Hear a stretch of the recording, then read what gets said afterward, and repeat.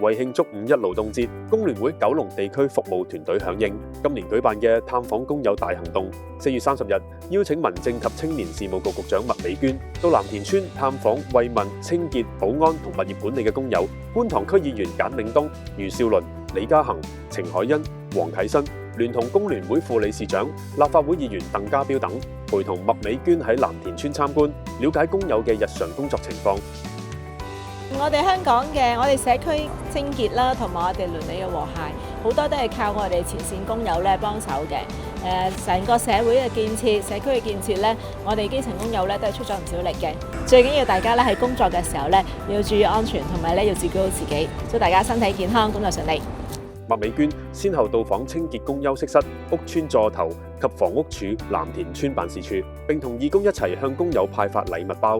麥美娟衷心感謝工友嘅辛勤付出，並讚揚佢哋致力維持環境整潔美觀。佢亦提醒工友，因為天氣開始變熱，記得要及時補充水分，預防中暑。好興奮，今日見到局長，因為佢好為我哋基層着想，所以好多謝佢嚟探訪我哋，好開心。五一勞動節，我哋會繼續緊守崗位啦。